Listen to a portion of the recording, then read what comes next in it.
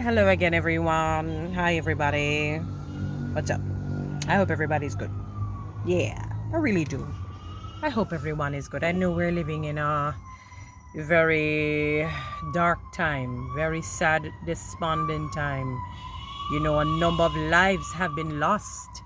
And you notice sometimes, life is just oh so funny. I mean, apart from Italy, I didn't know that Italy was like an aging population. I never, really looked into the different countries to see where you find much older persons. I always just thought it was China. I mean, them the people as me call it then candid. I candid people. Me know so some of them related to Adam and Eve. Them are first and second cousin to Adam and Eve. Either that or them did babysit Adam and Eve. One out of the two of them because them the people in name candid people. No sir. Them the Chinese people and them can dead people. I have to say it same way so in a part of people. Because that's something me could have never ever understand. I'm even told that they don't even insure for cancer. Because them just a live go away so. And the green tea and the spinach, I guess, and the noodles and the soup and you know the Bible says the earth is the Lord and the fullness thereof and they that dwell therein. Every time I say it, I say it, I say it, I say it. After a while, when you say something, sometimes it starts to ring a different way. And the way that it starts to ring to me is the earth is the Lord and the fullness thereof. And when you think of the earth and the natural elements of the earth, the different plants and trees and the fruits that you can get from it and the vegetables, most of that, really where we get the cure and the preventative measures and methods of some of these diseases, whether it's lifestyle diseases such as hypertension, diabetes, and some of the more dangerous ones that you know of. And when you check it, it all goes back to Mother Nature, as we would say, the earth and the fullness thereof. It belongs to God. And He really provided so-called a way of escape of these illnesses, and not only in terms of the food, but I often said to people that sometimes, and a lot of times, it's not only the things that goes in that will defile you or the lack thereof, but the mindset that you have, how you treat other people. I was reading in the book of, if you read Matthew, Mark, Luke, I'm in the book of Luke now because I completed the Old Testament.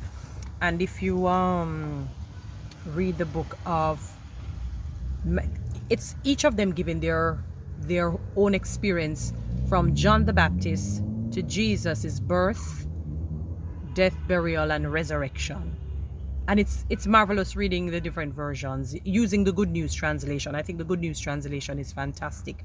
I mean, I know some persons use the NIV, or and those who love their King James version, no problem.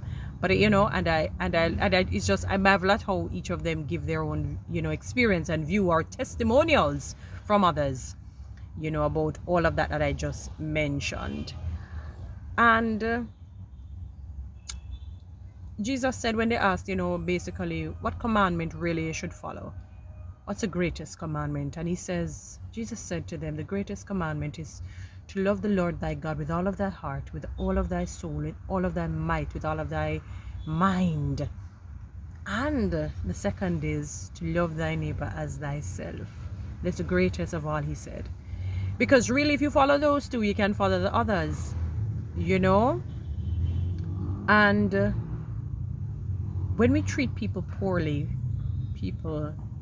you could have eat the best food till they could have eat grass every day for breakfast, lunch, and dinner. You could have eat the apple leaf them for breakfast, lunch, dinner, supper, start over back breakfast, lunch, dinner, start over back breakfast, lunch, dinner, start over back breakfast, lunch, dinner, and supper a little more. You could have eat the best fruits in the world, the best vegetables in the world. Believe you me, your day of reckoning is coming. And it can come in physical forms sometimes.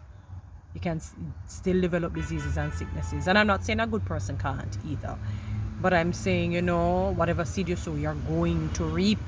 And I'm talking about how you treat other people when how you... we keep forgetting that sometimes, when we look at things happening in life and then I see, what this COVID pandemic has on earth, it's amazing sometimes. One of the other surprising things that I've seen is, a number of, as you'd call them, notary public persons who are, in your mind, you know, everyone is gonna die, but you know, you just kind of never expect it for that particular individual or persons. You know, you just never expect it. And even though in Italy you had a number of the aged persons who died, in Jamaica you had a lot of young persons who died. A lot of young persons who died from the COVID-19 pandemic. They died, you know, and the old ones, I mean, I have 2 elderly neighbors, they're strong as an ox. I don't even think they've coughed since the pandemic. I don't even have one particular neighbor I tell people about. She's in her 90s, and if you go over to her house, she goes, I know the pandemic is here, but I want a hug same way. I mean, you just have to laugh. As you come in as she's hugging you, I mean, you just have to laugh. And God has been so good to her. She is, and you know, the Bible says He has not given us a spirit of fear, but one of power, of love, and of a sound mind. I'm not saying that we must be foolish. The Bible says we must use wisdom, obey the laws of the land, and I'm going to advocate that. I'm going to push that. But you see, when you kind of have that hope in God, you have no fear. I really haven't been fearful of the pandemic, to be honest with you people. I haven't been. What is a pet peeve of mine is, God, we can't take the mask. I don't like when my face black up, you know. And when you go somewhere, you realize the place I got close any minute now. Oh, only 10 can come on, no 2 can come. I can't take that. That is people, maybe my pet peeves. But outside of that, quite fine. Sometimes, honestly, if I don't hear the news mentioning how many persons died for the moment, I completely forget that there's a pandemic. But sometimes I'll turn back in my car. Oh, mask for put on. Oh yeah, them say when they. Oh, yeah. I mean, sometimes me I tell you, say come like me on a different planet, people. I kid you not, and that's good. Thank God for that. And you know, He really gives you perfect peace for those who trust and put their hope in Him. Yes, with all of that, it's basically 7 minutes of talking all over the place. I really want to touch on this topic. I've never really touched on it. I don't know why. Yes, I've not, yes, participated in it, yes, or been exposed to it really. And this is a topic of abortion. No, God gave every one of us volition, gave us choices. You make your own choices. Nobody should try and take that from anyone. But it doesn't mean that we can't encourage people to do what we think is right. You know, and some people may say right is relative, but we know there are some things that it has nothing to do with relative. In other words, if you just decide to take up a gun and just randomly shoot somebody, you're going to go to jail once caught.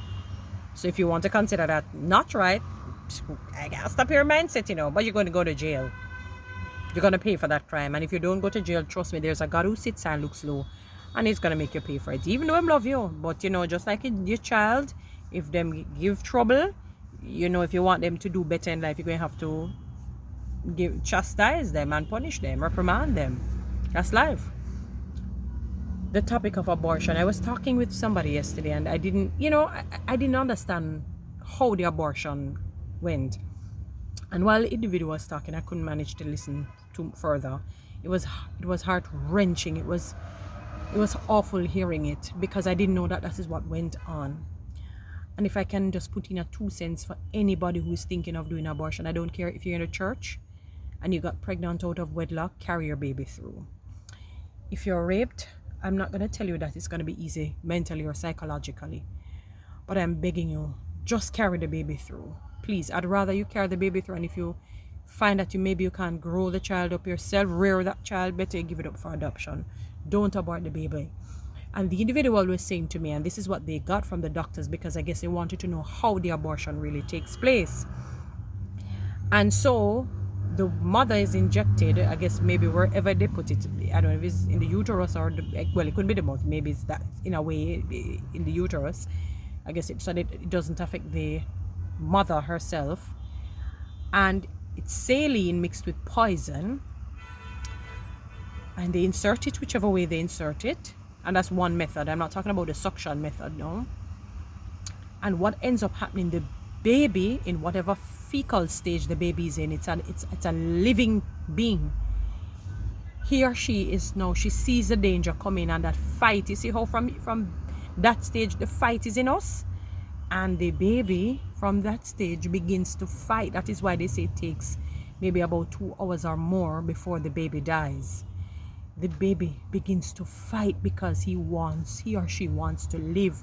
So she sees the ammunition, the firearm, call it, coming at her, or he sees it coming at him and he's doing whatever it is in his own baby stage, fecal stage, to stop it. And it burns the skin of the baby, and it doesn't stop until it poisons and kills the baby. That's one method. I couldn't bear to manage here what the suction method is. Just hearing the word suction, I can understand what that means. And I could not continue hearing that.